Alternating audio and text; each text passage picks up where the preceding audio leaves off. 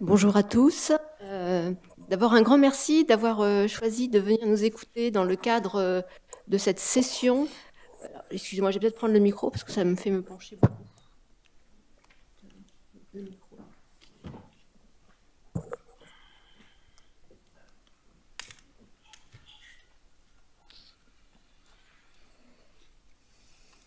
ne sais pas si ça marche. Non.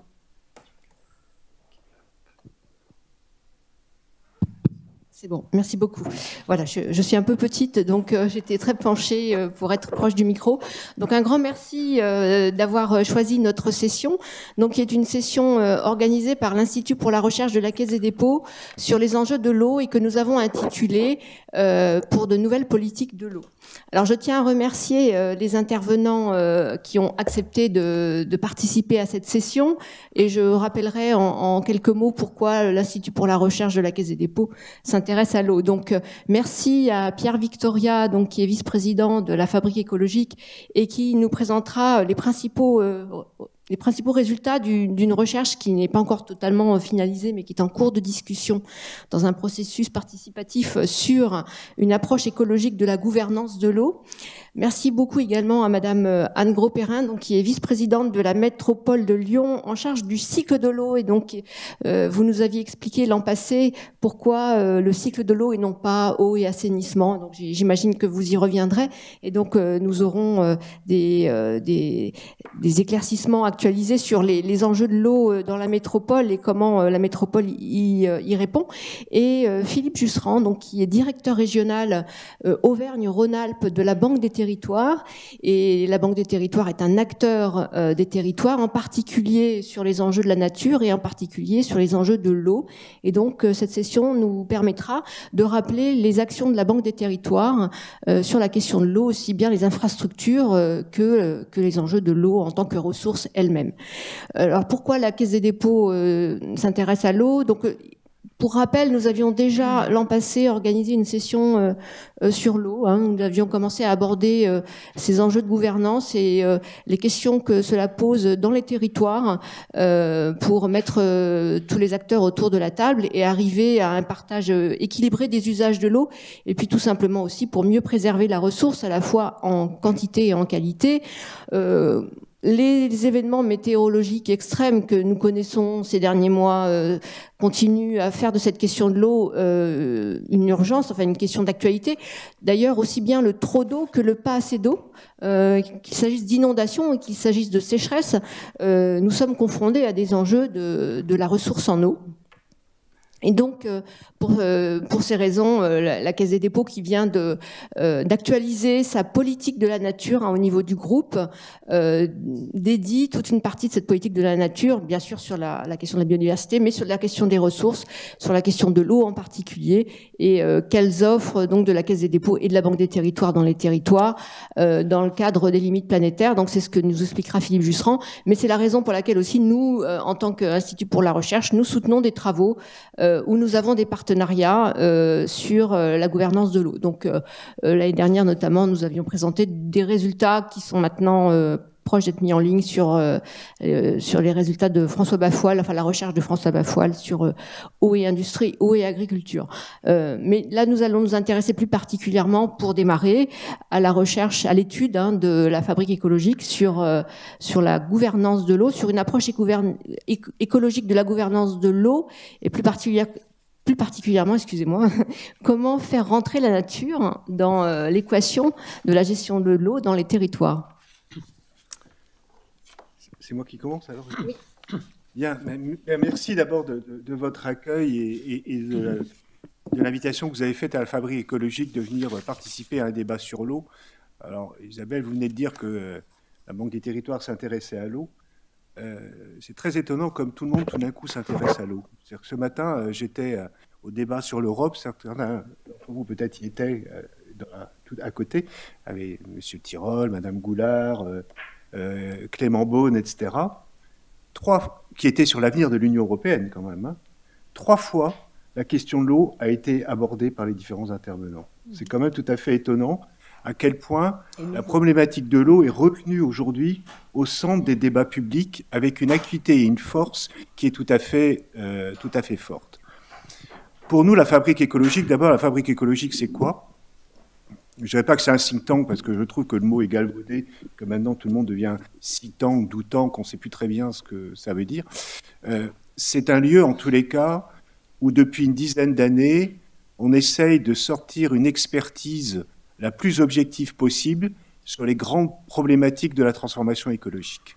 C'est-à-dire que l'idée qui est la nôtre, c'est de produire un savoir et des connaissances de façon la plus plurielle qu'il soit, qui aboutissent à faire des recommandations précises, donc pas être uniquement dans l'analyse de la situation, mais dans les propositions, avec un processus qui est, on fait un groupe de travail pendant une période limitée, qui produit donc un document, qui ensuite est relu par les experts de la fabrique, puis qui ensuite est soumis à un débat pendant 6 mois sur Internet, où chacun peut apporter ses éléments de complément, de précision, d'oubli, et il y en a dans cette note, en tous les cas.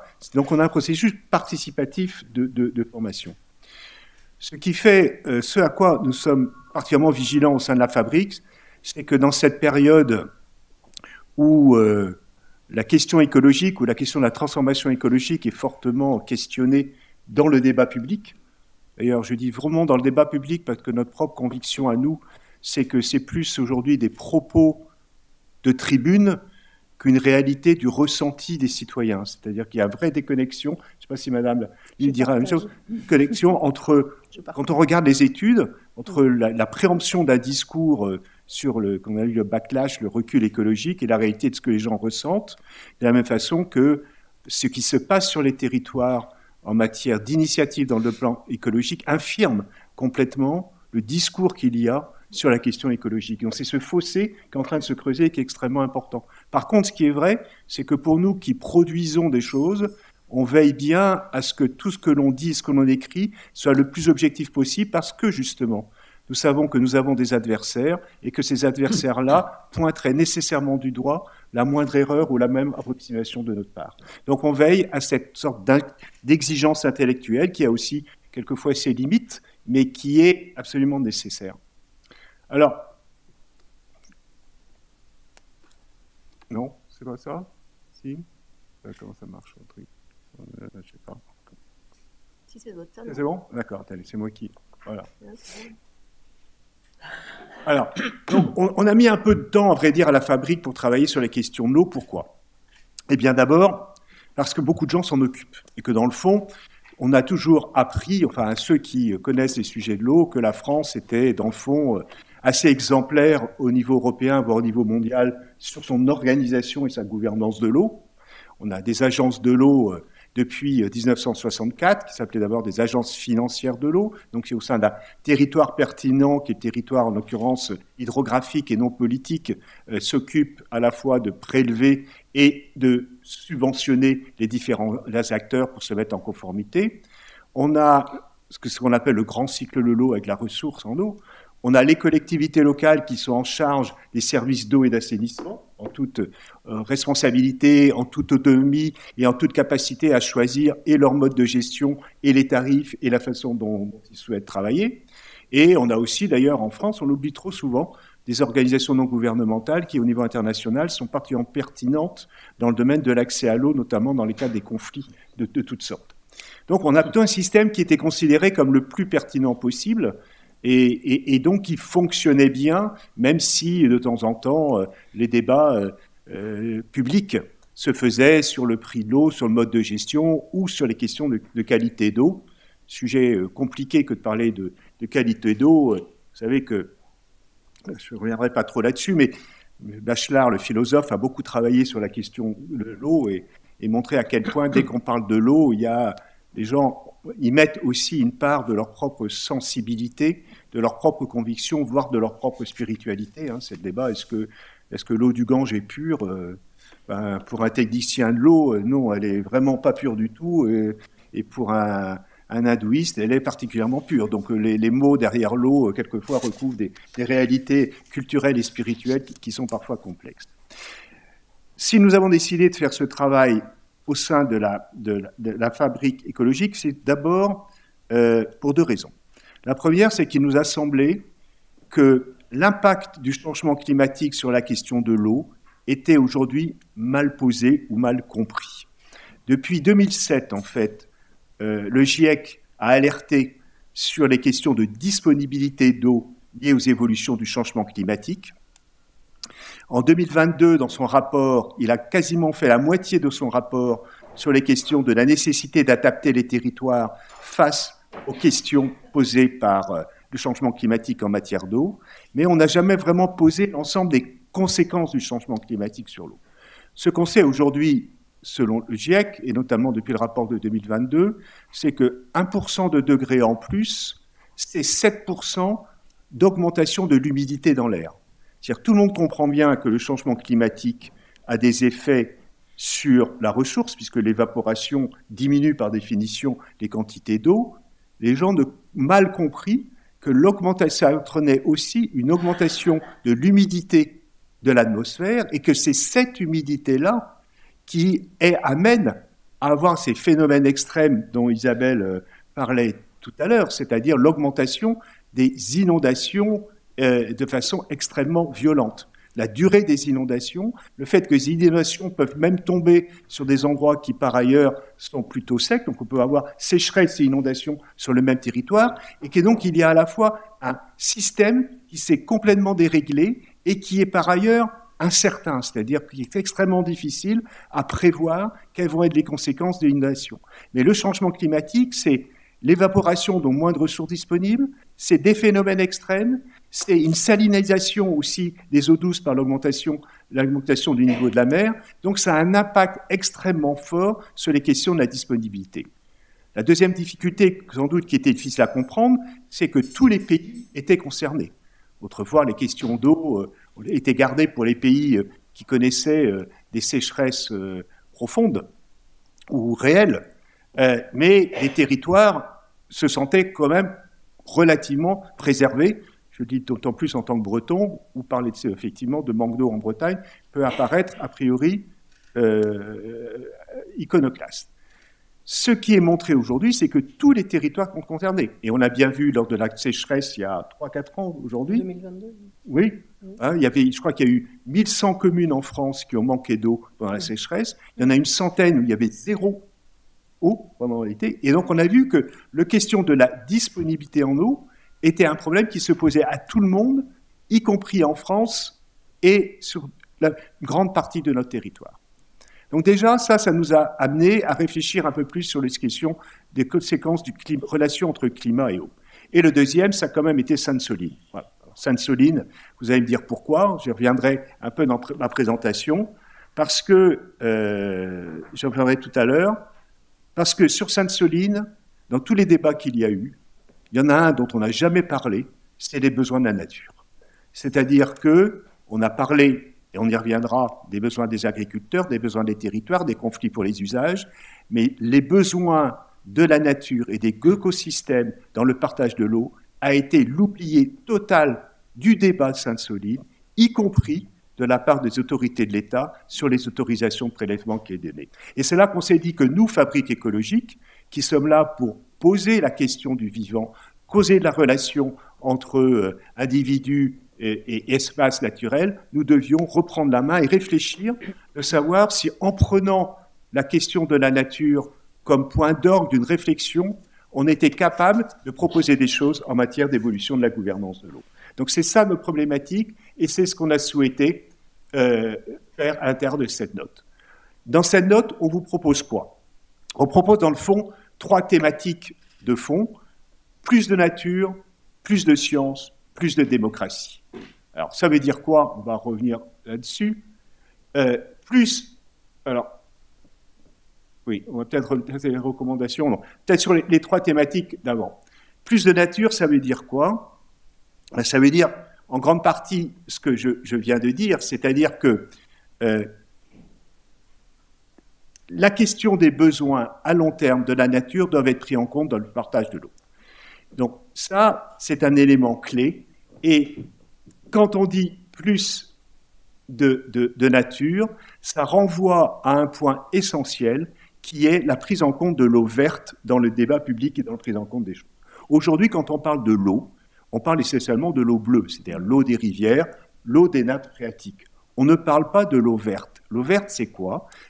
D'abord, c'est 2/3 des ressources en eau dans le monde et 2/3 des ressources en eau aussi dans notre pays. C'est l'eau qui rentre dans le sol, tout simplement, qui permet aux plantes de se nourrir et qui repart à travers l'évapotranspiration directement dans l'air. Vous allez me dire, en quoi l'eau verte est concernée par les politiques de l'eau? D'abord, lorsque vous avez des situations de phénomènes extrêmes, vous avez des situations de ruissellement de l'eau, qui fait que l'eau va se retrouver vers le milieu naturel, essentiellement la mer ou les rivières selon l'endroit où vous vous trouvez, mais ne va pas pénétrer à l'intérieur de la Terre. Et donc, elle va fragiliser l'ensemble de la nature. Et donc, reprendre en compte la question de l'eau verte, c'est un élément clé dans les politiques de l'eau pour nous au niveau des territoires. Parce que ça permet à la fois, l'eau verte permet à la fois de traiter les questions de crise, d'inondation, et à la fois les problèmes de quantité d'eau. Je vais m'expliquer. Nous avons beaucoup mis l'accent à travers la question de l'eau verte sur le débat sur les solutions fondées par la nature. Alors, les solutions fondées par la nature, c'est justement de redonner aux écosystèmes et aux espaces naturels se permettre de se renaturaliser pour pouvoir jouer leur rôle d'éponge, de permettre la fluidité de l'eau par rapport au sol et permettre donc une meilleure ressource en eau en amont. Ça permet aussi de lutter contre justement les inondations. Renaturaliser, remettre des espaces où l'eau recircule permet d'éviter les concentrations d'eau et d'éviter les inondations. On a pris dans notre note l'exemple de la vallée de la Bièvre. La vallée de la Bièvre, où il y a eu un très gros effort fait par les élus du syndicat pour justement tout nettoyer les rivières, pour remettre la circulation en eau et reconstruire des zones humides, et ont permis de voir, c'est un endroit donc, de la région parisienne où historiquement il y avait beaucoup de teintureries, etc., donc ce qui explique des grosses installations qui coupaient énormément les eaux d'eau, mais qui du coup amenaient énormément d'inondations, et ils ont pu faire une évaluation entre la vallée de la Bièvre et les niveaux les renaturalisations qu'ils ont fait dans les vallées de la Bièvre et la remise en place des écosystèmes et les inondations qu'ils ont eu à côté. Et pour une première fois, on a réussi à évaluer les effets d'une solution fondée sur la nature sur des solutions beaucoup plus classiques et beaucoup plus bétonnées. Donc remettre la question de la nature à travers l'eau verte, à travers les solutions fondées sur la nature, nous semble un élément absolument déterminant. Le premier point, du coup, je reviens en arrière parce que je vois mes slides, ils ne sont pas logiques avec moi. C'est pas grave, je vais revenir. On essaye de penser qu'on a... Oui, je vais vite. Alors, sur les questions de l'eau bien commun, ça revient sur Sainte-Soline. C'est-à-dire que, dans le fond, qu'est-ce qui s'est passé à Sainte-Soline? C'est que le partage de l'eau a été conçu dans une logique de club. C'est-à-dire, il y a des gens qui ont dit on a besoin d'eau pour l'irrigation, on pourra revenir sur la pertinence ou non de ce besoin d'eau d'irrigation et des solutions qu'on pouvait faire, mais dans tout état de cause, on a besoin de faire. Cela dit, il y avait deux problèmes qui se posaient, c'est que ceux qui ne faisaient pas partie de la coopérative qui investissait dans la bassine, eh bien, se retrouvaient sans eau, et surtout que toutes les logiques, comme je l'ai dit, de nature qui avaient besoin et des écosystèmes et de stratégies de long terme, ils étaient complètement exclus. Donc on ne peut pas continuer à avoir un raisonnement de club, il faut passer d'un raisonnement de club à un raisonnement de bien commun. Je vais plus vite parce qu'on va sinon...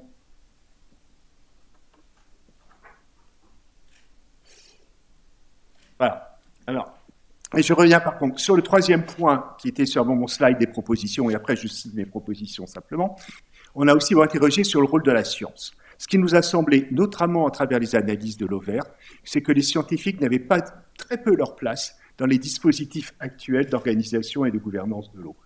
On a donc aujourd'hui, vous savez, il y a des agences de l'eau qui sont des établissements publics, où il y a des représentants des consommateurs, des représentants de l'État, des représentants des collectivités locales. Il y a un comité de bassin qui est chargé de définir la stratégie et la planification au niveau du bassin versant, mais les scientifiques sont extrêmement peu présents dans tout ce débat-là. Et on pense que par rapport aux défis à la fois de disponibilité, de qualité d'eau et de conflit d'usage, il faut remettre les scientifiques au cœur du dispositif, à la fois en leur permettant d'avoir des places dans les différentes instances de décision, mais aussi en valorisant les travaux qui sont faits. Je reviens pour aller plus vite sur les propositions et on continuera sur le débat. Donc, je l'ai dit, première proposition, faire de la protection de l'eau verte comme de l'eau bleue un axe structurant des projets de territoire permettant d'intégrer l'impératif de préservation de la ressource aux politiques agricoles, d'aménagement et de développement économique. Alors, ça, c'est notre première proposition, c'est la question de l'eau verte. Le deuxième, je vais dans le mauvais sens, confier à une autorité publique locale le chef de file de la politique de l'eau à l'échelle du bassin, ou plutôt du sous-bassin versant. Ce qui est sûr, c'est qu'aujourd'hui, il y a une trop grande disparité entre les différents territoires sur la prise en charge véritablement de la politique de l'eau. Nous pensons qu'aujourd'hui, le débat, notamment entre petits cycles et grands cycles de l'eau, doit s'atténuer et qu'il faut remettre une collectivité au cœur de la responsabilité sur son bassin versant de son territoire, quelle que soit cette collectivité, et ce n'est pas sûr que ça devrait être le même. Il y a des endroits où il y a des syndicats intercommunaux, d'autres des EPCI, peu importe, mais il faut quelque part qu'une collectivité assure la responsabilité de l'ensemble de la problématique de l'eau au niveau du territoire. Alors j'ai vraiment un problème de trouver le sens. La troisième idée, c'est de reconnaître le rôle de coordinateur de la maîtrise d'ouvrage des infrastructures de gestion du grand cycle de l'eau aux établissements publics locaux. Aujourd'hui, l'agence de l'eau est un outil de financement. On manque cruellement de structures capables de mettre en place les infrastructures au niveau local dont on a besoin. Sur une partie du territoire, ça existe, c'est les établissements publics de territoire de bassin. Pour lutter contre les inondations, il y a les établissements, les EPAGE, ça s'appelle établissements publics de gestion, je ne sais plus quoi, peu importe, mais ils ne sont que sur à peu près 30% du territoire national. Aujourd'hui, si on veut prendre en charge territorialement les sujets de l'eau, il faut que l'ensemble du territoire soit maillé par des établissements publics qui construisent et qui en assurent la maîtrise d'ouvrage. Non, je suis toujours dans le mauvais sens, je ne sais pas pourquoi. Voilà, je ne vais pas y arriver. J'avais une troisième, non, c'est bon? Donc voilà. Donc, cette note-là, je suis désolé d'aller très vite dans sa présentation, donc elle est en ligne sur le site de la Fabrique écologique. Vous verrez à la fois les expertises, les recommandations et les exemples que l'on prend. Et comme je le dis, elle ne fait qu'ouvrir un débat, mais un débat qui nous amène à penser qu'il faut revoir les fondements de la gouvernance de l'eau aujourd'hui, y compris d'ailleurs en revoyant les responsabilités entre les questions de financement et les questions de maîtrise d'ouvrage. Merci infiniment. Madame Grosferrin, quelles sont vos réactions par rapport à ce que vous venez d'entendre et comment cela résonne dans les actions de la métropole de Lyon en matière de gestion de l'eau? Bien, écoutez, je suis très satisfaite. Bonjour à toutes et tous d'abord. Je suis très satisfaite de constater que je rejoins de très nombreux propos de Pierre Victoria. On ne s'est jamais rencontrés. Pour autant, je me retrouve parfaitement dans ce qui est dit. Et c'est vraiment des questions, des sujets que nous travaillons à l'échelle de la métropole. C'est un sujet que nous avons appréhendé de manière totalement différente depuis 2020. On a été aidé, je dirais, par le contexte, et vous l'avez rappelé, en 2022, 2023, les grandes sécheresses qui ont vraiment introduit la question de l'eau dans le débat public. C'est quand même plutôt récent, mais c'est entré en force, effectivement, dans le débat public et dans la préoccupation des citoyens. Et je vais vous dire pourquoi et comment ça se traduit à l'échelle de notre territoire. Ce qu'il s'agit de faire aujourd'hui, c'est vraiment de repenser l'eau et sa gestion en bien commun. Donc, à l'ère du changement climatique, et ça, c'est fondamentalement ce qui change tout, c'est vraiment le défi que nous avons à relever dans nos territoires, et ce sont aujourd'hui les territoires qui expérimentent véritablement la transition écologique dans les actions qu'elles mettent en œuvre. Vous l'avez dit, donc je ne vais pas répéter tout le constat que vous avez fait, mais je vais expliquer comment ça se traduit effectivement sur notre territoire et comment on y répond à ces défis. Parce qu'on constate effectivement que la gestion de ce patrimoine commun, il est au cœur de très nombreux enjeux, que souvent quand on parle des usages, on parle des usages humains et qu'on oublie l'ensemble des écosystèmes dont nous dépendons. Vous l'avez bien dit, et ça c'est fondamental dans l'approche qu'on a, et que ces usages, ils sont potentiellement rivaux. Aujourd'hui, on fait face, dans la métropole de Lyon, mais ça vaut pour nombre de territoires, à des pressions quantitatives et qualitatives. Qualitatives parce qu'on a de très nombreuses pollutions. Alors la métropole est un joli palmarès à ce niveau-là, puisqu'elle est hotspot, territoire hotspot sur les perfluorés, les PFAS. Vous avez tous entendu parler de la pollution en PFAS au sud de la vallée de la Chimie. Mais il y a bien d'autres pollutions, nitrates, pesticides, etc., qui affectent nos ressources. Pour vous donner un chiffre, à l'échelle nationale, on a perdu actuellement, depuis les années 80, 14 000 captages d'eau potable sur 33 000. 14 000. Dans la métropole de Lyon, depuis que je suis vice-présidente de la métropole, nous avons fermé 5 captages sur 8 sur la nappe de l'Est, qui est une nappe, la nappe fluvioglaciaire qui est sur la rive gauche du Rhône. Ce n'est pas notre alimentation principale, mais c'est une nappe néanmoins importante qui vient en appui de la nappe principale. Ça vous donne une idée, en fait, de la problématique. Alors, un certain nombre de captages ont été fermés par manque d'eau, mais aussi beaucoup par des pollutions d'origine industrielle ou agricole. On a effectivement des pressions quantitatives, et je ne peux pas ne pas les mentionner. On a ici, dans cette belle ville de Lyon, deux cours d'eau, un fleuve majeur et une rivière qui le traverse. Néanmoins, toutes les projections scientifiques que nous avons réalisées avec l'Agence de l'eau, parce que j'ai oublié de dire ce que je représentais aussi, je suis au conseil d'administration de l'Agence de l'eau Rhône-Méditerranée-Corse également. Nous avons un fleuve très puissant dont beaucoup ignorent que d'ici 2050, nous aurons perdu 20 à 30, plutôt 30% de son débit en période estivale. Ce qui veut dire qu'aujourd'hui, on est en train de se projeter, on fait des études de résilience, parce que je suis aussi présidente de la régie Eau du Grand Lyon, puisque vous savez qu'on est passé en régie publique, je reviendrai là-dessus. On est vraiment dans une situation où on va vivre des périodes d'étiage en été qui vont être très problématiques du point de vue de l'alimentation en eau potable d'une collectivité de 1,4 million d'habitants.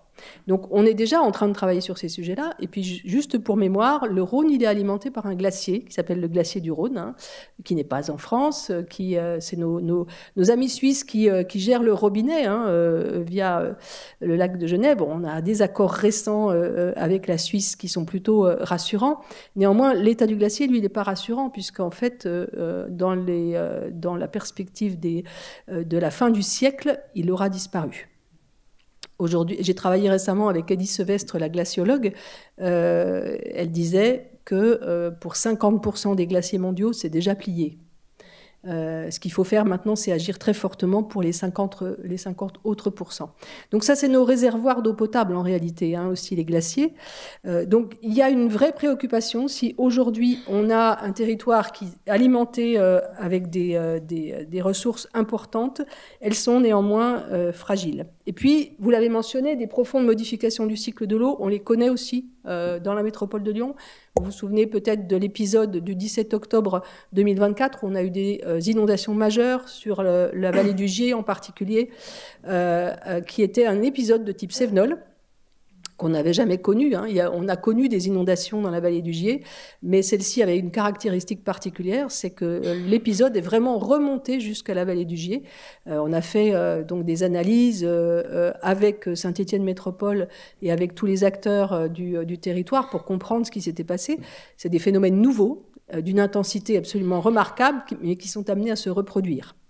Et qui s'alternent effectivement avec des périodes de sécheresse intense, puisqu'on a aussi des périodes de sécheresse très importantes. Donc en fait, on a des enjeux majeurs à ralentir l'eau. Ralentir l'eau pour des tas de raisons, pour la garder sur notre territoire, mais pour aussi permettre l'infiltration de l'eau dans les sols, permettre l'alimentation de la végétation, vous l'avez bien expliqué, et éviter les ruissellements et les inondations autant que faire se peut. Et on le fait également par des solutions fondées sur la nature. Je vais vous dire comment, rapidement, puisque je pourrais vous en parler pendant des heures. Mais ce qu'on constate, même à l'échelle d'une collectivité comme la nôtre, c'est qu'on va devoir vivre dans un monde différent. Et la question, c'est comment on s'adapte dans une collectivité aussi importante que la nôtre, qui continue à évoluer à l'échelle d'un territoire de 1,4 million d'habitants. Comment on s'adapte donc à ce changement climatique et à ces changements majeurs sur le cycle de l'eau. Donc, vous l'avez mentionné tout à l'heure, avant ça s'appelait eau et assainissement.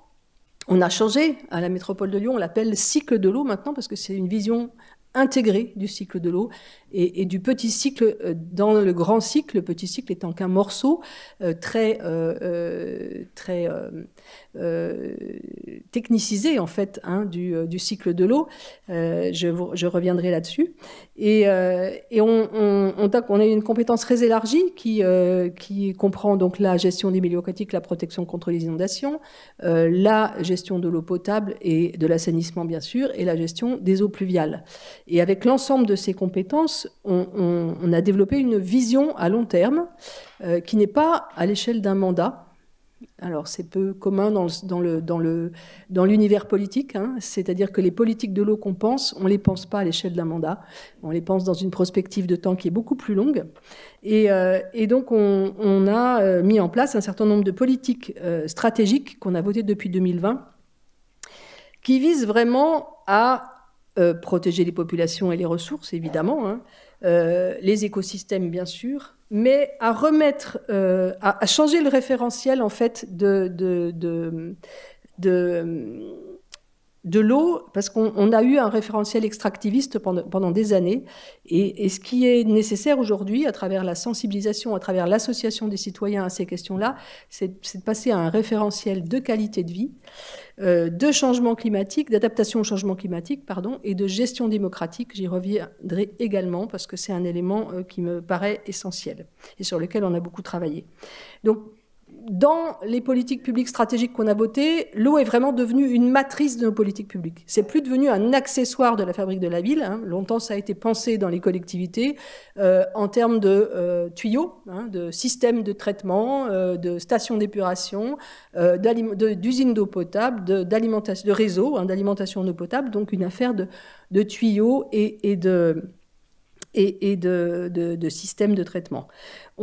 On n'est plus du tout là-dedans, on est vraiment dans une vision qui place ce sujet-là en amont de toutes nos politiques publiques, parce qu'en fait, quand on parle d'eau, on ne parle pas d'autre chose que de nos conditions de vie, et on ne peut pas le traiter de manière uniquement techniciste.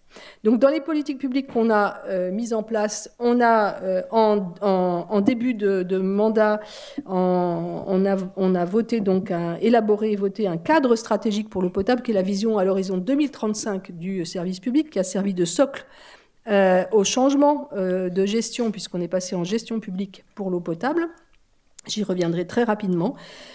On a voté une stratégie qui est majeure, qui est la stratégie ville perméable ou ville éponge. Vous avez peut-être entendu parler de ça. C'est effectivement les solutions fondées sur la nature que vous avez évoquées. Donc la métropole de Lyon est vraiment une collectivité à la pointe maintenant de ces sujets-là. Vous ne le voyez pas forcément, mais dans tous les aménagements qui sont à l'œuvre en ville, dans l'espace urbain, aujourd'hui, souvent, les espaces végétalisés que vous voyez, c'est des espaces qui ont une vocation hydraulique. Donc on ne le perçoit pas forcément, mais ils ont vocation à récupérer l'eau pluviale pour l'infiltrer.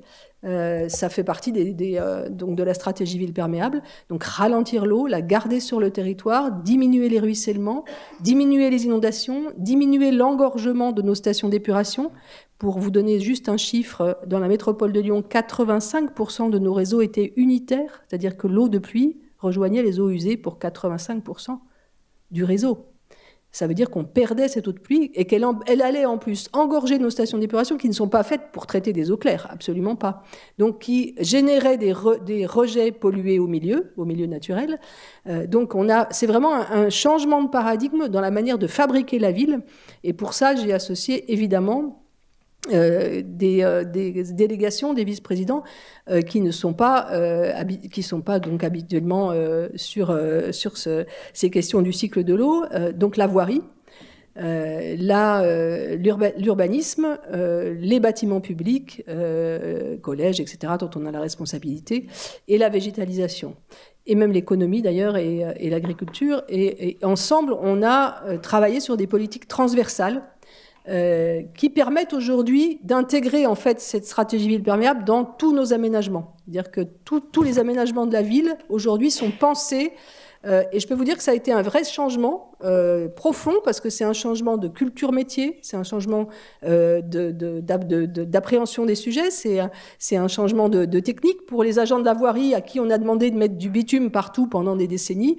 Enlever le bitume, mettre de la pleine terre et penser l'infiltration de l'eau, c'est pas naturel. C'est-à-dire qu'il faut vraiment changer des habitudes de travail et des cultures métiers qui sont très importantes.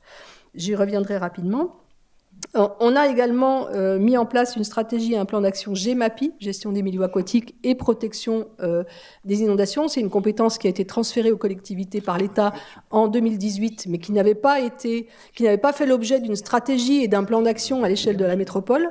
Donc ça a été voté en 2023, septembre 2023, le temps de faire un état des lieux de l'ensemble de nos cours d'eau, de nos masses d'eau à l'échelle métropolitaine et de se doter d'un plan d'action.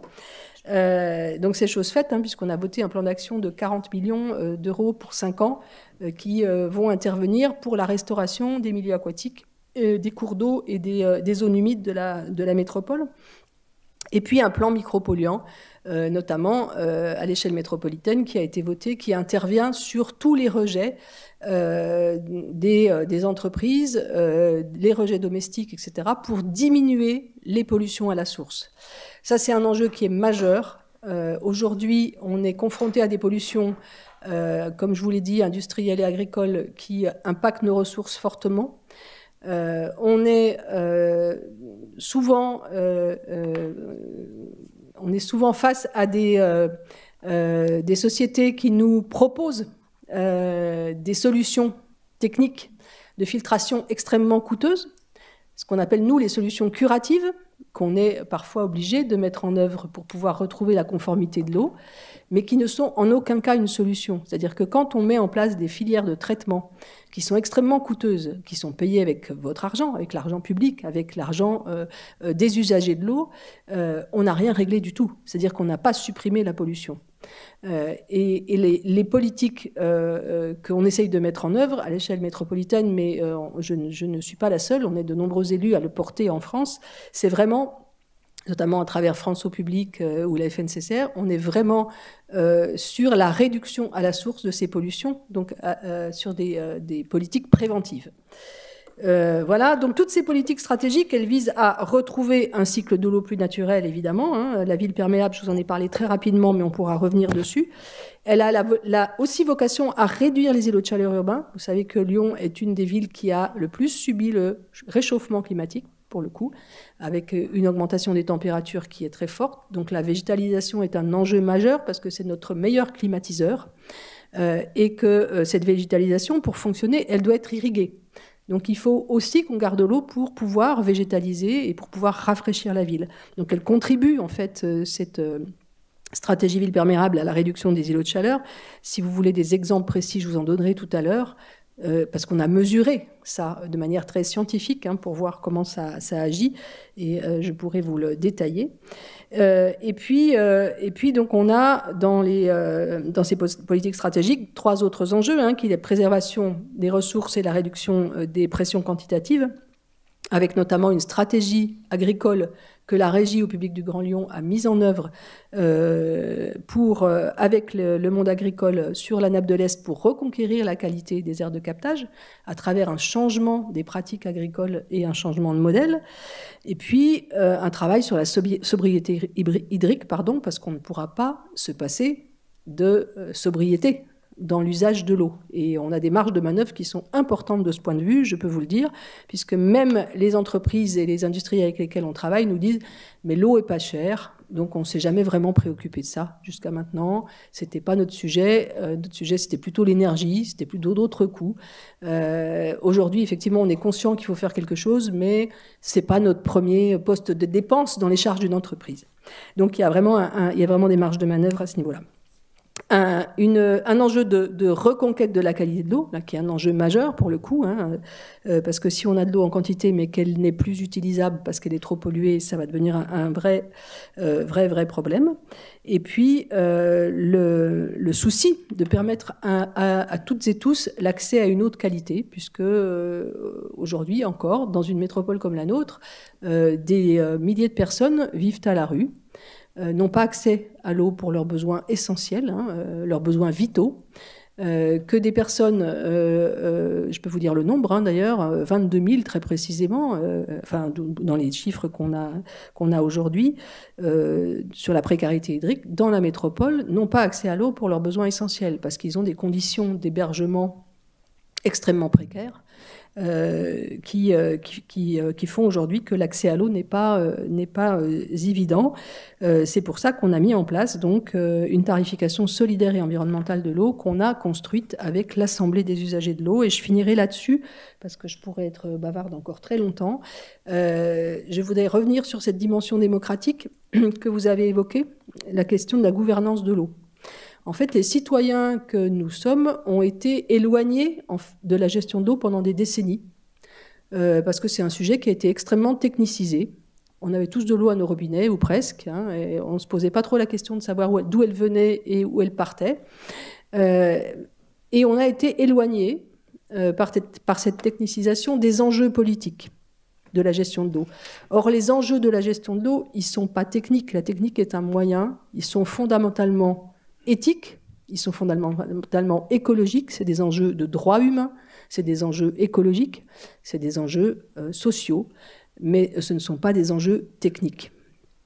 Et aujourd'hui, il faut retrouver en fait cette relation à l'eau, cette relation à la politisation au sens noble du terme, parce que c'est un terme qui nous fait tous frémir en ce moment, le mot politique, mais il a un sens noble, et celui que je veux souligner là, c'est le fait que les citoyens doivent se ressaisir de ce sujet-là, parce que, comme je le disais tout à l'heure, c'est vraiment de nos conditions de vie qu'il s'agit.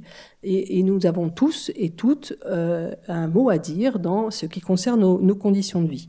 Donc pour rénover cette politique, cette gouvernance de l'eau, on a engagé en 2022 pour accompagner le changement de gestion, le passage en gestion publique, on a accompagné notre démarche d'une démarche de sensibilisation des usagers qui s'est appelée Eau Future. Au futur, c'est une grande démarche qui a impliqué 8000 personnes dans la métropole de Lyon. On a travaillé avec beaucoup d'associations, MJC, centres sociaux, EHPAD, écoles, lieux de spectacle, etc.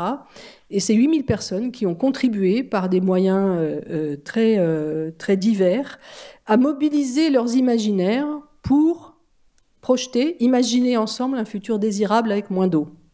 Et ça a été extrêmement intéressant. C'est une démarche qui a été analysée par des sociologues que vous pouvez trouver en ligne, puisqu'elle est sur le site de la métropole de Lyon. Vous tapez « Je participe au futur » et vous allez retrouver l'ensemble de la démarche et des publications qui ont été faites sur cette démarche. Et donc, ça a été effectivement une production très intéressante et une ressaisie par les citoyens de cette question et de ces enjeux, qui a permis d'aboutir au terme de cette démarche au futur à une réflexion avec eux sur la gouvernance de l'eau, sur la façon dont les citoyens pouvaient être impliqués, et ils ont fait des propositions et on a créé ce qu'on appelle une assemblée des usagers de l'eau, qui est une forme de convention citoyenne ouverte et permanente qui est saisie des grands sujets liés à l'eau. Donc en ce moment, elle travaille sur les micropolluants, sur un plaidoyer sur les micropolluants. Elle a travaillé avec nous élus en 2023 sur la tarification sociale, solidaire et environnementale de l'eau. Et elle a fait des propositions qui ont été retenues, des propositions de principe qui ont été retenues. Et elle a travaillé également sur le plan climat. Donc elle est saisie de grands sujets qui permettent aux citoyens de s'approprier ces enjeux.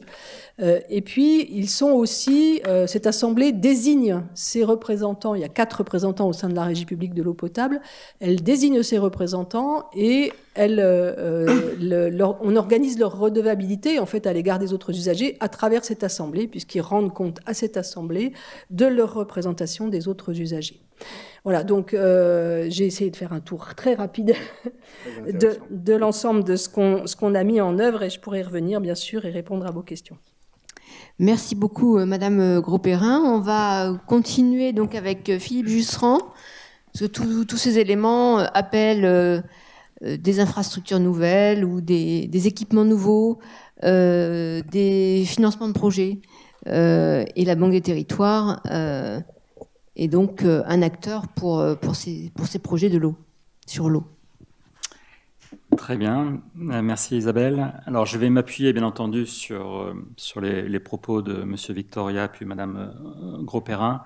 Peut-être faire juste un petit peu de pédagogie en introduction pour vous préciser que la Banque des Territoires, c'est la Caisse des dépôts en fait. On parle souvent Caisse des dépôts, Banque des Territoires, mais il n'y a pas de statut juridique, c'est simplement donc une marque ou un chapeau.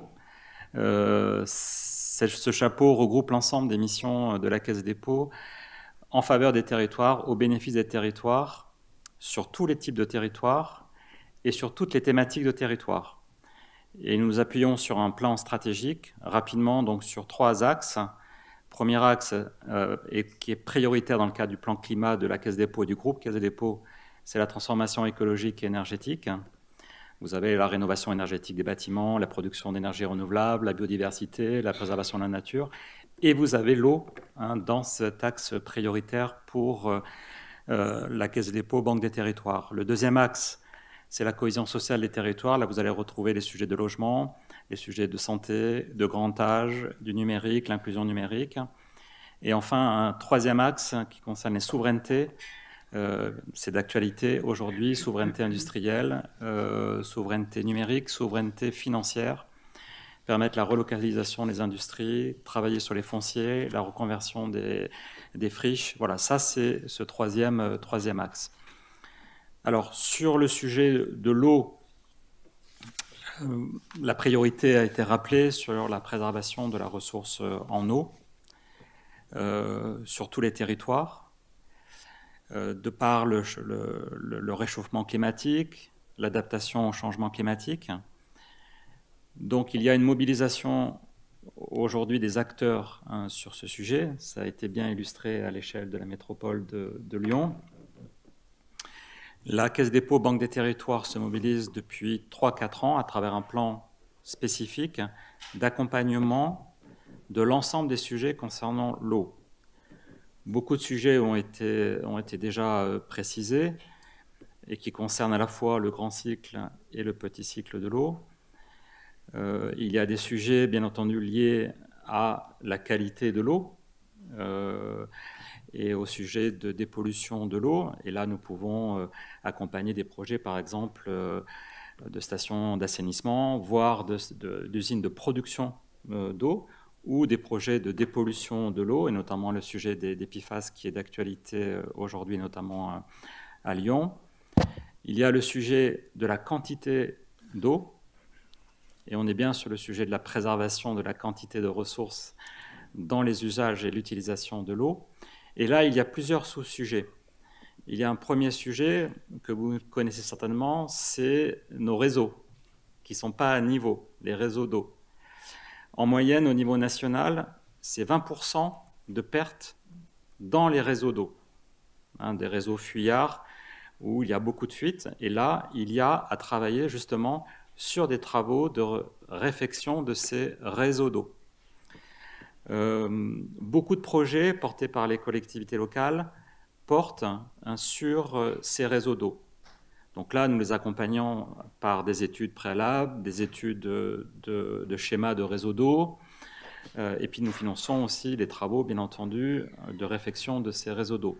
Mais ça, c'est un sujet qui est prioritaire, mais je reviendrai après sur les modalités, plus précisément. Mais cet objet, il y a beaucoup de projets, beaucoup d'opérations qui portent sur, justement, la rénovation des réseaux d'eau et d'éviter que ces réseaux fuient. Nous pouvons aussi accompagner les entreprises qui permettent de détecter, justement, ces fuites. Nous avons dans notre portefeuille, et là c'est plutôt un investissement en fonds propres, beaucoup d'entreprises qui ont des moyens aujourd'hui très modernes de pouvoir détecter les réseaux d'eau.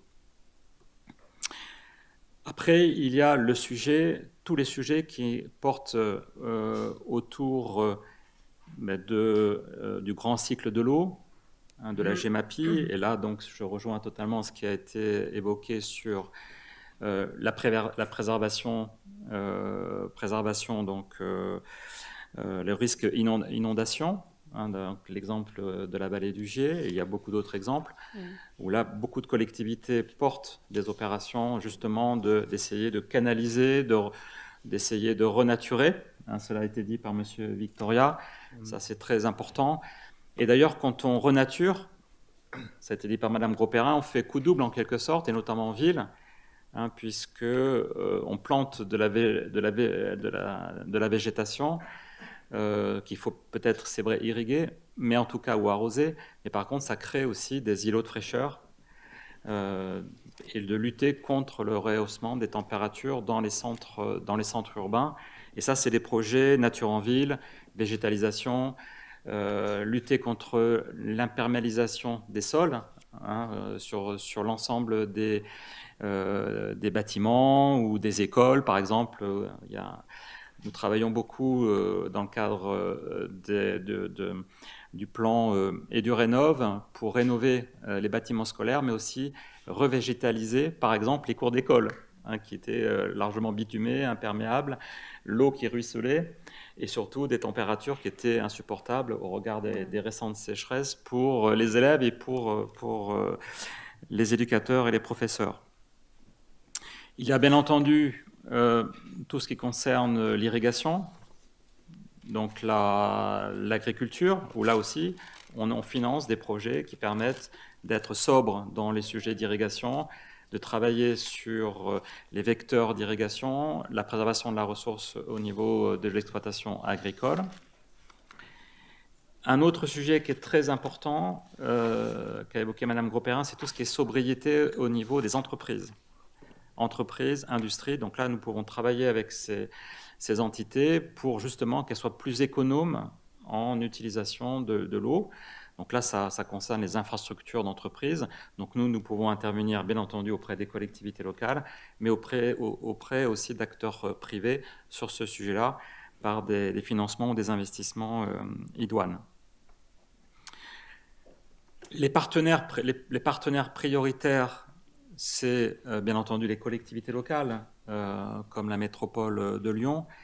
Et là, depuis 3 ans, il y a vraiment une très forte augmentation des projets.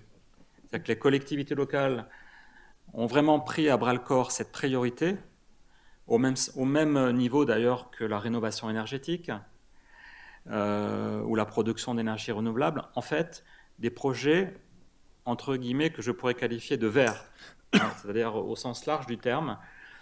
Des projets donc, qui peuvent traiter justement tous les sujets que j'ai évoqués sur l'eau, les sujets aussi d'économie d'énergie.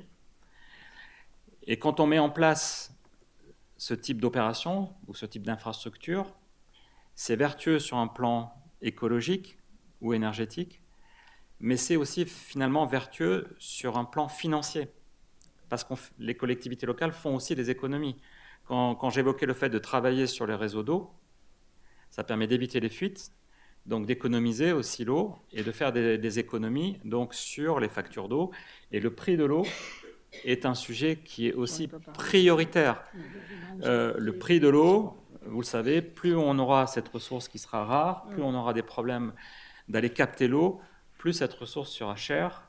Donc on doit travailler aussi pour maintenir un prix qui soit abordable pour les citoyens en matière de consommation d'eau au niveau des usages de l'eau.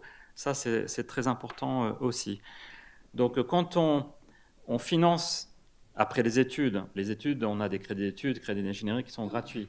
Quand on finance des opérations sur les réseaux d'eau, sur une station d'assainissement, sur une usine de production d'eau, sur des travaux de préservation des inondations, sur des digues quand on est sur le bord sur le littoral, ou quand on travaille sur des retenues en montagne, qui est aussi un autre sujet, sur l'eau, mais ça j'y reviendrai. Voilà, on essaye, on met en place des financements qui sont sur des durées longues.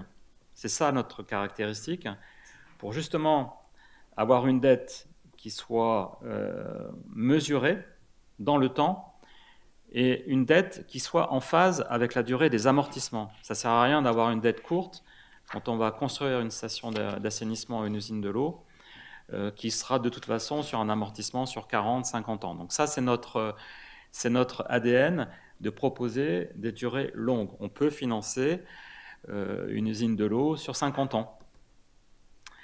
Et d'ailleurs, c'est une spécificité, et c'est important peut-être de porter ce sujet à votre connaissance, c'est que les prêts que la Banque des Territoires accorde aux collectivités locales ou au logement social, c'est une ressource sur le livret A.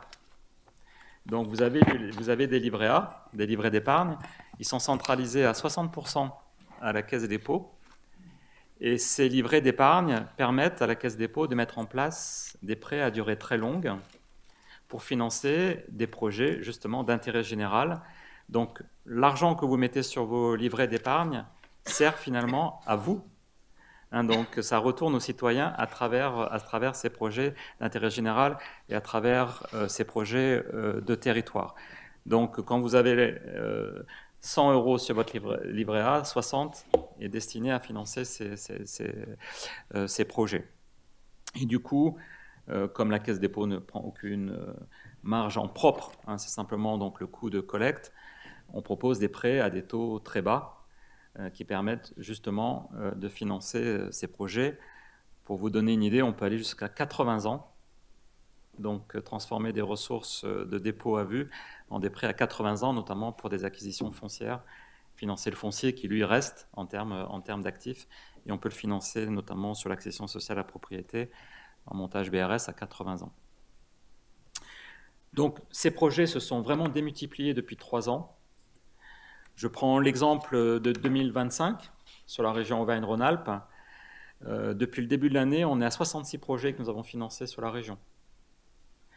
L'année dernière, on avait une soixantaine sur toute l'année. Donc vous voyez qu'il y a une accélération et qui est révélatrice de cette prise de conscience par les collectivités locales et l'ensemble des acteurs de cette priorité sur l'eau. Ça représente à l'échelle de la région 118 millions. On a des très très gros projets aussi que nous pouvons financer. Il y a un très gros projet avec le syndicat qui gère les eaux dans l'Île-de-France de plus d'1 milliard. Nous avons des projets aussi, par exemple la grande station d'assainissement et de production d'eau à Nice qu'on a financé à hauteur de 600 millions. On peut financer en fait tous les projets. Ça peut aller de 25 000 € pour la commune de Fère-Noël dans le Puy-de-Dôme à plusieurs dizaines de millions, comme on l'a fait donc, avec la communauté de communes de Rumilly, dans la région.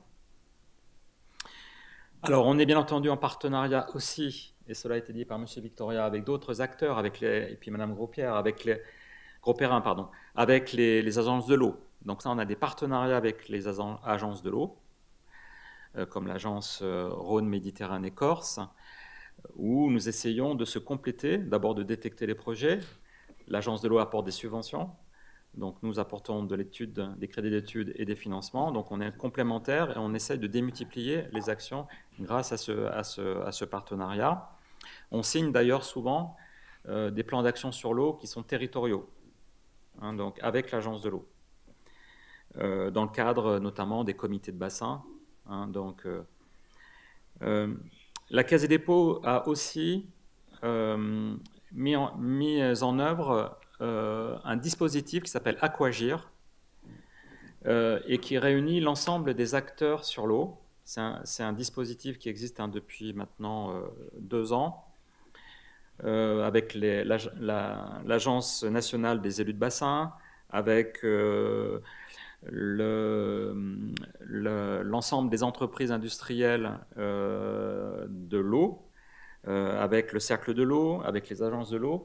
Donc là, c'est un dispositif où on essaie justement de trouver des solutions ensemble, en se complétant.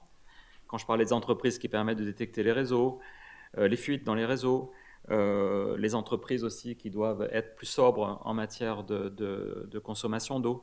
Voilà, donc on essaye, à travers ce dispositif Aquagir, de démultiplier les actions sur cette priorité qu'est l'eau. Et puis je reviendrai sur un sujet qui est très important qu'a évoqué Monsieur Victoria, c'est la diversité des territoires et la diversité aussi, finalement,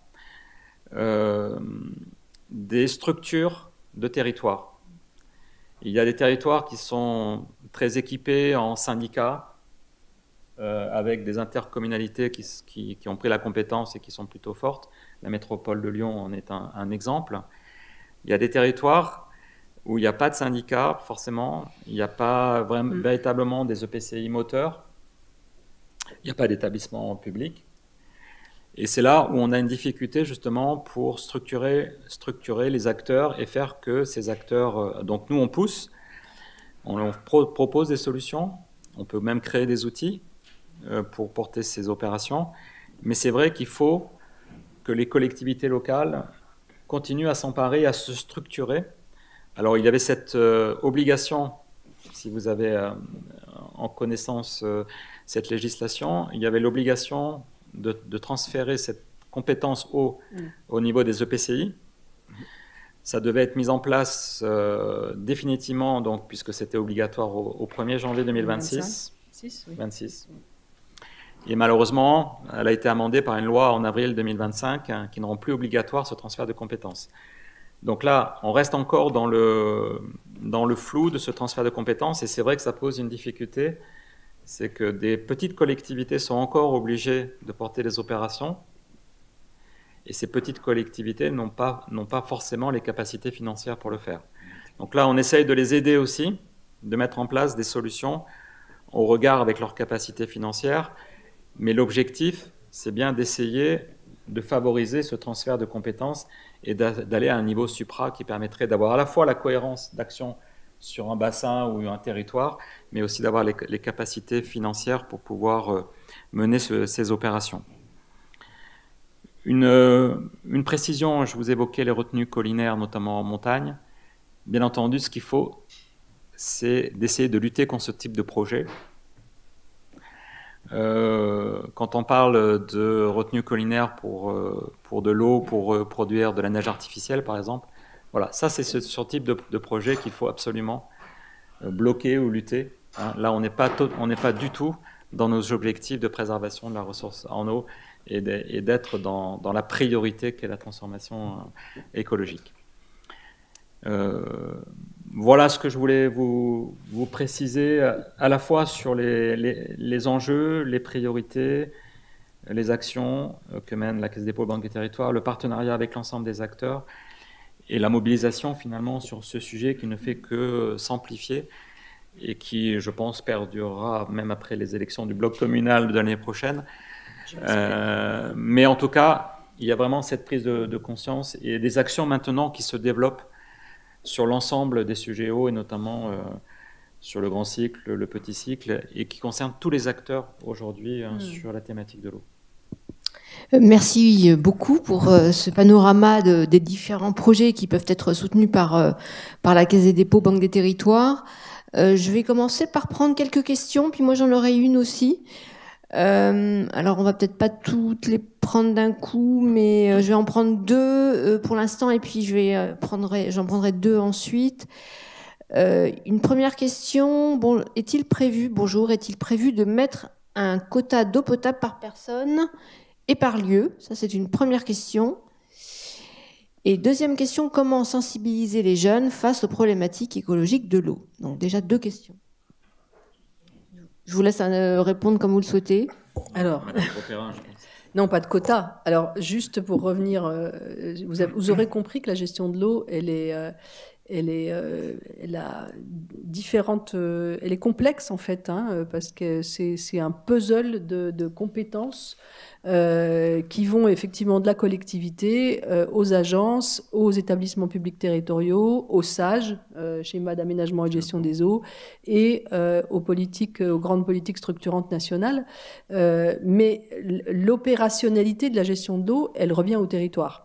Elle revient effectivement aux collectivités qui sont chargées de cette gestion au plus près donc des besoins des citoyens. Et ça soulève effectivement beaucoup de questions, à la fois sur le modèle économique, on pourra y revenir, hein, puisqu'on est sur un modèle économique l'eau paye l'eau. Donc ce sont les cotisations, enfin les factures des usagers qui payent effectivement le service de l'eau. On pourrait dire plutôt le service de l'eau. L'eau paye le service de l'eau. Mais on est vraiment pas du tout dans une situation où il y a une législation nationale qui va intervenir sur un quota d'eau. C'est pas du tout le sujet, hein. On est vraiment même aujourd'hui en train d'essayer d'inventer au niveau des territoires une tarification adaptée aux enjeux. C'est ce qu'on a fait, hein, dans la métropole de Lyon, puisqu'on a mis en place une tarification solidaire et environnementale de l'eau, solidaire parce qu'elle prend en compte effectivement la précarité d'un certain nombre d'usagers, mais également parce qu'elle met en place une progressivité pour les usagers domestiques et progressivité pour les usagers non domestiques, c'est-à-dire les usagers professionnels. Progressivité qui vise effectivement à qualifier les usages de l'eau entre l'usage vital, hein, les premiers mètres cubes dont on a besoin pour vivre, les mètres cubes suivants qui sont de l'eau domestique, hein, dont on a besoin pour toutes nos activités, hein, se laver, laver son linge, etc. Et puis l'eau de confort, ce qu'on appelle de confort, hein, qui va au-delà, voire d'agrément et de loisirs, qui va au-delà d'un certain nombre de mètres cubes qu'on peut estimer, hein, puisqu'on connaît les consommations moyennes en France de chaque individu, et qu'on sait effectivement quelles sont les consommations qui sont dispendieuses. Et là, on peut mettre en place une progressivité aujourd'hui dans le cadre réglementaire qui est donné au niveau national, qui permet de changer le prix de l'eau, enfin de majorer le prix de l'eau pour des usages qui sont dits d'agrément, quand on remplit sa piscine ou quand on lave sa voiture, par exemple, qui n'est pas considéré comme un besoin essentiel. Voilà, donc aujourd'hui, c'est un cadre réglementaire qui est assez flou, qui donne des leviers aux collectivités, mais qui représente des freins aussi, parce qu'on ne peut pas adapter la tarification de l'eau véritablement aux besoins de chaque foyer, puisqu'on n'a pas la connaissance, on n'a pas accès au nombre de personnes qui vivent dans un foyer, ce qui est ni au revenu, hein, ce qui permettrait effectivement d'avoir une tarification d'eau qui est adaptée réellement aux personnes qui vivent dans un foyer. Voilà pour la première question. Et puis la seconde, c'était... Oui, mais je me demande... Oui, alors c'était sur la sensibilisation des jeunes aux questions écologiques de l'eau. Par contre, cette question-là, elle rend... la personne qui a posé la question pense peut-être à des situations un peu de stress extrême où, en effet, il y a une régulation quantitative de l'eau dans le sud de la France notamment. Il y a dû y avoir des cas de figure où on a donné tant de litres par personne. Ah oui, ça c'est en période de crise. Mais oui, voilà, c'est en période de crise. Il y a des départements comme la Vendée, par exemple, qui font un tarif plus élevé l'été c'est-à-dire qu'en période de pression, pour augmenter le... Alors, sans distinction entre les usagers, et par contre fait une augmentation de l'eau au moment où l'eau effectivement est la plus difficile à faire. Donc il y a des moyens effectivement, et il y a des vraies recherches de tarification comme ça, plus adaptées en fonction du contexte hydrographique. Et donc sur la sensibilisation des jeunes. C'est un élément essentiel, oui. Enfin, je pense que les jeunes sont souvent sensibilisés à travers le système éducatif. Aujourd'hui, à l'école, au collège, on appréhende les sujets du cycle de l'eau. C'est introduit pour beaucoup d'entre eux. Pour autant, c'est effectivement souvent insuffisant, mais souvent l'éducation des adultes passe par les enfants. On s'aperçoit que quand les enfants travaillent sur ces sujets-là, ils contribuent à la sensibilisation des adultes. Et les adultes que nous sommes, hein, puisque j'ai quelques cheveux blancs moi aussi, eh bien, nous, on a vécu quand même dans un monde d'abondance où la question de l'eau n'était pas un sujet. Et il faut qu'on change aussi notre mode de pensée par rapport à ça. L'eau est un véritable sujet aujourd'hui qui nous concerne tous. Juste une anecdote, c'est qu'il y a 2 pays au monde où les gens boivent de l'eau venant des eaux usées retraitées.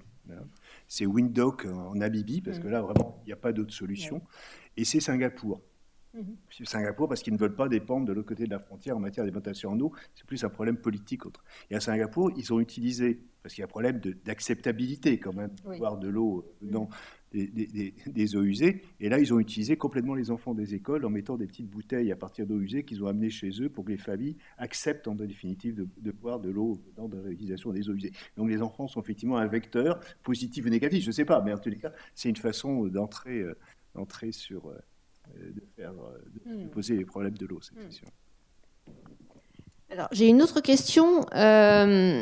Est-il envisageable d'avoir une politique d'approvisionnement des territoires en situation de sécheresse par les excédents de précipitations au niveau national? Alors, je vais laisser les intervenants répondre, mais je pense notamment à un article qui a été publié sur le blog de la Caisse des dépôts qui s'appelle Regard d'expert et que je vous invite d'ailleurs à consulter parce qu'il y a une somme importante d'articles tout à fait passionnants qui sont des articles de fond, hein, d'expertise, courts et donc qui permettent d'accéder à des problématiques complexes avec des textes qui sont destinés à un large public, donc assez simples à lire. On a publié il y a quelque temps un article de Gilles Lepezan qui présentait le cas de l'agriculture espagnole et avec cette question de la construction de très grands aqueducs pour transporter de l'eau avec des conséquences qu'on n'imagine pas forcément très positives. Mais donc allez voir cet article, mais sinon je laisse les intervenants compléter. Moi, j'ai toujours appris que l'eau, c'était le contraire de l'électricité. C'est-à-dire que l'eau, ça se stocke, mais ça ne se transporte pas. Et l'électricité, c'est exactement l'inverse, quoi. Et que c'est vrai que par rapport à ce qu'on disait tout à l'heure, madame, aussi, sur les gens qui manquent d'eau, et on peut en penser au niveau mondial, hein, il y a 2,5 milliards de personnes à peu près qui n'ont pas accès à un minimum d'eau. Quand on dit minimum, c'est vraiment minimum. 1 milliard, pardon. Et 2,5 milliards pour l'assainissement de base. Et qu'on a tous rêvé d'une grande citerne sur laquelle on pourrait connecter de l'eau disponible, mais hélas, ça ne marche pas, parce que la valeur de l'eau est insuffisante en tant que telle pour justifier, ce n'est pas du pétrole, quoi. Je veux dire, on n'arrivera jamais à créer des structures, des grandes infrastructures qui permettent de passer de l'eau à l'autre. Donc la question de l'eau ne peut se trouver, les réponses au problème de l'eau ne peut se retrouver qu'au niveau des territoires.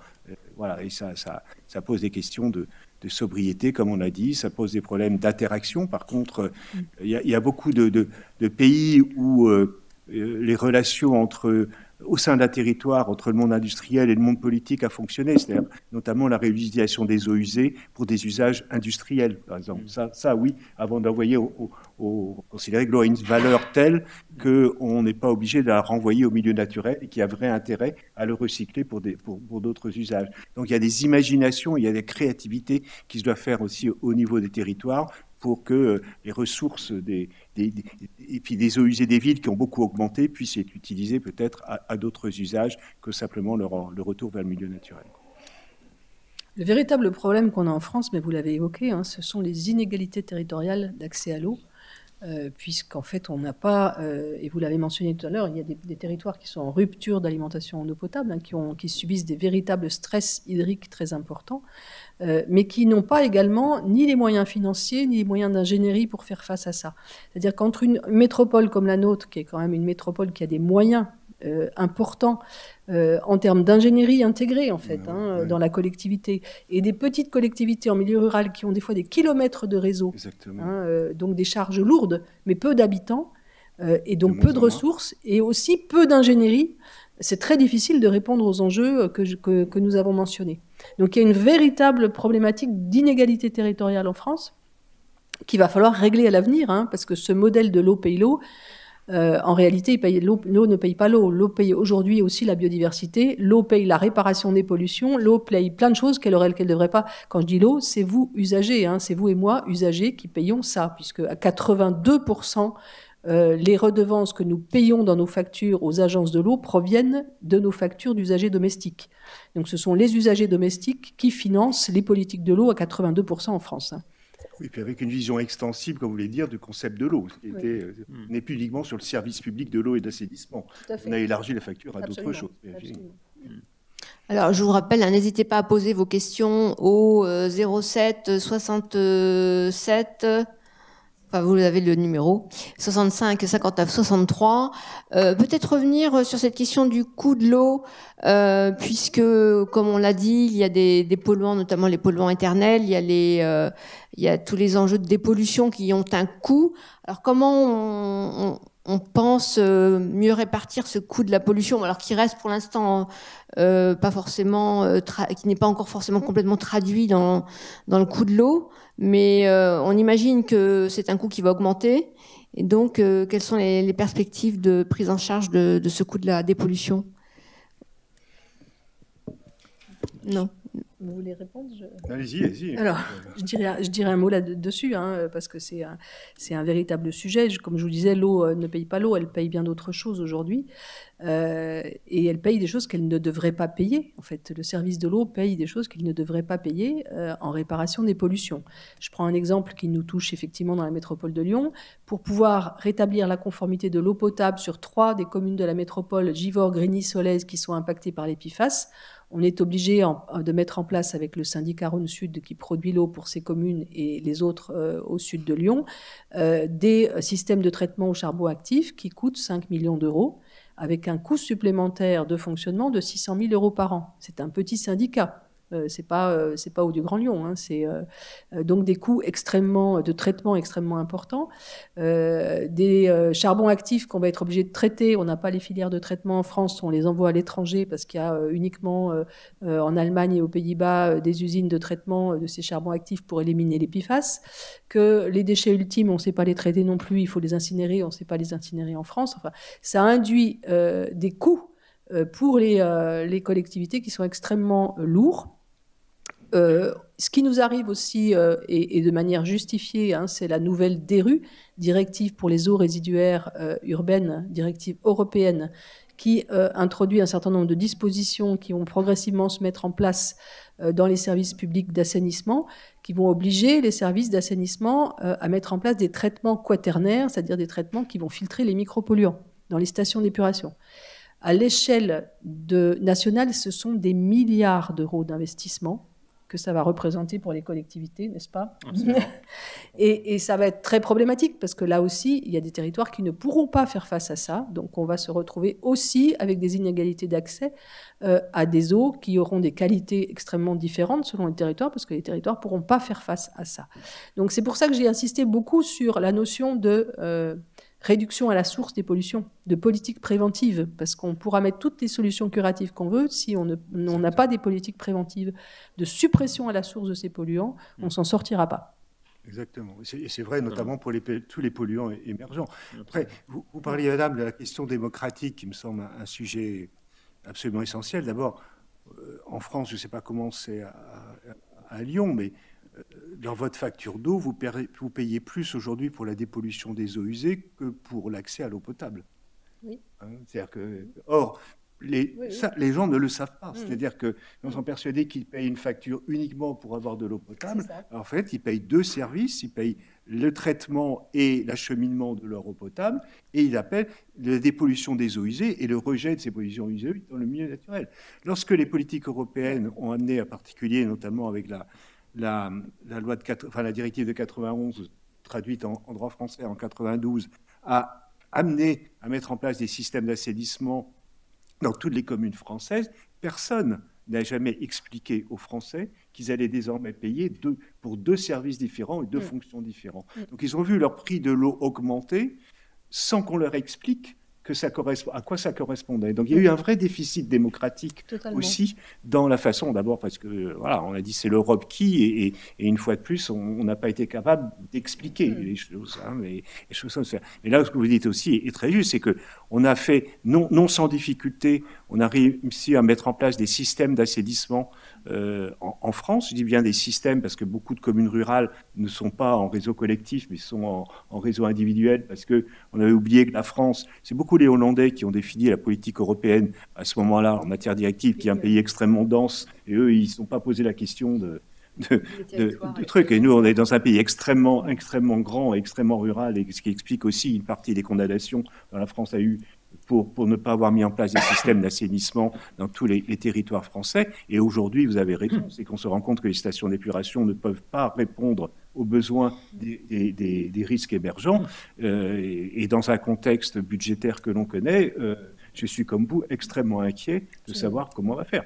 Après, il y a aussi par rapport aux citoyens, c'est quoi la potabilité de l'eau, quoi. Je veux dire, on a tous défendu l'eau potable, et notamment contre l'eau en bouteille, en disant, surtout on sait que en région parisienne, les premiers buveurs d'eau potable, ce sont les primo-arrivants, notamment d'Afrique, parce que il y a beaucoup de pédagogie pour leur expliquer que l'eau potable est meilleure que l'eau en bouteille. Il y a eu beaucoup d'efforts de fait en la matière, mais voilà, est-ce qu'il faut faire peur aux gens? Est-ce qu'il faut au contraire les inciter encore à continuer à boire de l'eau? Comment on gère l'ensemble des paramètres? Parce qu'il y a des nouveaux paramètres qui apparaissent. J'avoue qu'il y a des vrais sujets démocratiques qui sont posés et qui sont vraiment pas simples, me semble-t-il, à traiter, quoi. C'est aussi le sujet de l'utilisation de l'eau usée aussi, hein. Parce qu'on est un des pays où on recycle pas, enfin en utilisation, le moins en tout cas, les eaux usées. Oui. Plutôt que d'arroser, enfin il y a des exemples où on arrose la végétation avec de l'eau potable. Peut-être qu'on pourrait... On a de l'eau potable dans nos toilettes aussi. Par exemple. Ah oui. Donc on pourrait développer aussi le fait d'utiliser, bien entendu, de l'eau usée assainie, mais pour d'autres usages que simplement le rejeter dans les cours d'eau ou dans la nature.